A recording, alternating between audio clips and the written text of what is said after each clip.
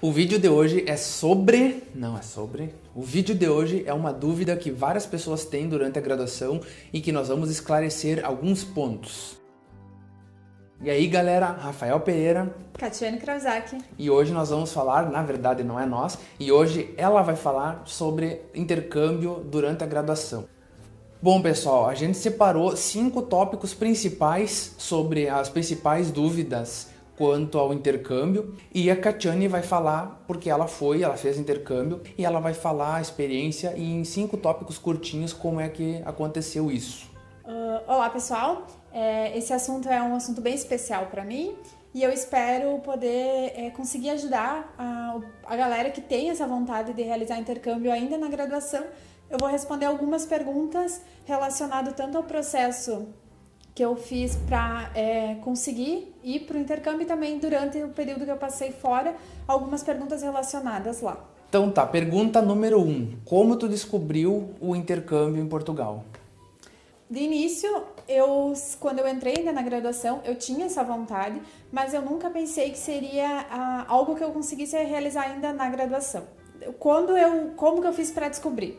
Na verdade, foi bem ao caso que eu estava olhando o site da instituição, da universidade que eu estudei biomedicina, e no site da instituição falava sobre um processo seletivo do programa para intercâmbio em Portugal. Dei uma olhada nesse processo seletivo e eu conheci o programa que a minha instituição ela tem o convênio, que é o programa dos Erasmus. A maioria conhece mais a parte do Ciências Sem Fronteira, que eu não sei como é que está a situação, eu acho que não tem mais esse edital, mas eu ainda não conhecia esse programa, que é um programa, ele é um convênio entre instituições. E a minha universidade, ela possui, além de Portugal, tem outros países que têm esse acordo, enfim, entre as instituições. Então eu olhei o edital, ele era bem básico, assim, não era um edital tão difícil, então eu comecei a ir atrás para ver o que eu precisava fazer e se eu ainda estava no tempo correspondente ao que o edital pedia, enfim, para que eu pudesse ir para o intercâmbio. Quando eu olhei esse edital, quando eu vi no meu curso de biomedicina, eu fui a primeira aluna da minha universidade a ir para o intercâmbio por esse programa, pelo programa dos Erasmus. Então eu procurei a coordenação do curso, mostrei o interesse e a gente começou a olhar o que eu precisava fazer e se eu estava dentro dos critérios para passar pelo processo seletivo. O único problema que eu tinha na época é que eu já estava meio adiantada no curso. E o edital ele pedia que o aluno não tivesse concluído tantos números de créditos. Então eu teria que ir naquele semestre. Eu não teria a chance de ir no próximo semestre porque eu já teria cumprido todos os critérios no caso, os créditos da graduação e não conseguiria ir. No meu curso, então, eu consegui reunir todos os documentos necessários. Então, eu encaminhei todos os papéis que precisavam para essa seleção e eu fui selecionada. Então, basicamente, eu descobri o meu intercâmbio olhando mesmo no site da instituição e eles postaram sobre o edital. Entrei, olhei o edital, me interessei, achei que, de repente, seria o momento que eu conseguiria realizar essa minha vontade, que era fazer um intercâmbio, consegui passar. Que ano foi isso? Foi início de 2016. Então tu descobriu início de 2016 e para ir, então tu teve 6 meses para se organizar e viajar. Isso. Mas a seleção ela sai quase já no final do semestre, né? Tá, e a questão burocrática, como foi os documentos, o que foi preciso, o que tu não tinha e que precisou correr atrás de documentos para fazer esse intercâmbio? De documentos, essa parte mais burocrática que eu precisei fazer. De início, a primeira coisa, eu ainda não tinha passaporte, então eu precisava primeiro dar entrada no meu passaporte, porque ele leva até um prazo, eles têm um prazo para fazer a entrega, e a partir do momento que eu estava com o passaporte na mão, eu tinha que fazer o pedido de visto. Eu não podia ir só como turista, eu tinha que fazer um pedido de visto. E esse pedido de visto, ele também leva um tempo, então era a primeira coisa. Além do passaporte ali, do pedido de visto, eu tinha que fazer um seguro-saúde. Eu fiz, a minha universidade ela ajudou na época, encaminhando para que a gente tivesse uma sequência de documentos, enfim, para conseguir cumprir.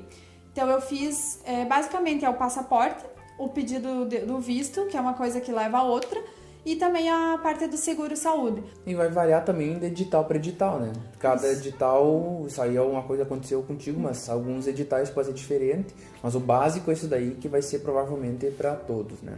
E como ficou a situação da universidade aqui, quando tu foi para lá? O que aconteceu no teu curso, sendo que tu estava longe dele e ele estava ocorrendo normalmente, né? Sim. Esse programa que eu realizei de intercâmbio, que é o Erasmus, o que ele acontece? Nesse período que eu fiquei fora, que foram 6 meses de duração meu intercâmbio, é um acordo com a instituição. Então, na verdade, aqui na instituição, na universidade que eu cursava biomedicina, eu não tinha que ter, na parte financeira eu não pagava nada, então era como se eu estivesse fazendo um estudo à distância. Então aqui na instituição ele ficou paralisado o meu curso, não foi uma matrícula trancada, ele só ficou paralisado e constava que era um aluno em mobilidade acadêmica, então esse período eu estava fora, mas a minha matrícula estava normal aqui, eu não tinha que assumir nenhuma parte dessa financeira na minha instituição aqui. Então, basicamente, nesse período foi basicamente isso. Alguma disciplina foi preciso ser recuperada? Não, na verdade, o que aconteceu? Como eu já estava entrando numa fase final, eu me matriculei aqui para fazer o meu TFG1, que é o trabalho final de graduação, que é aquele projeto. Então, eu me matriculei nessa disciplina porque lá eu não poderia fazer lá e trazer para cá. E como eu já estava entrando na minha fase final do meu curso, eu me matriculei nessa disciplina e eu cumpri os critérios da disciplina, mas eu cumpri tudo à distância. Então, a minha entrega desse meu projeto, ele foi online, então eu fazia entrega direto com a minha orientadora na época.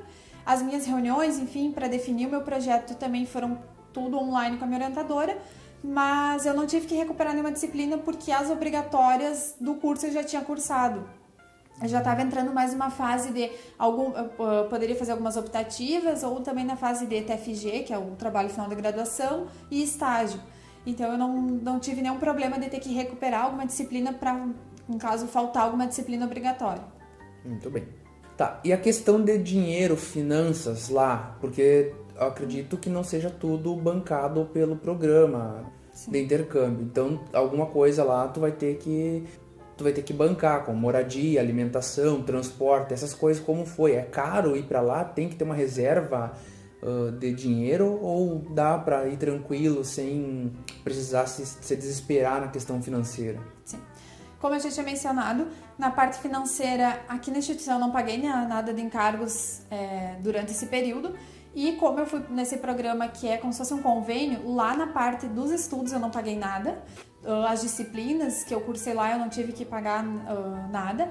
Só que esse programa que eu fui, eles não dão nenhum tipo de bolsa para como se fosse a minha manutenção lá. Então essa parte de moradia, a parte de alimentação, transporte, seria tudo pela minha conta. Então no caso eu teria que entrar e me bancar nesse período nessa parte de alimentação, moradia, transporte. O resto, nessa parte de estudos mesmo, as disciplinas, como eu já falei, não precisava pagar. Muitas pessoas acham que pode ser um valor, vai para lá, questão de moradia, de alimentação, é um gasto muito alto. Mas eu posso dizer assim, que primeiro de tudo tem que ter um planejamento financeiro e se tu se planejar, ter um limite do que tu pode gastar, dá para viver super bem lá. O porquê?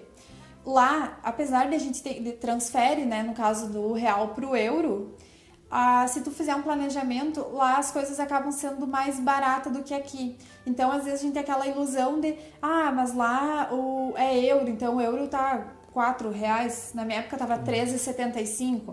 Então, se tu for transformar, acaba de pouco, mas lá tu consegue.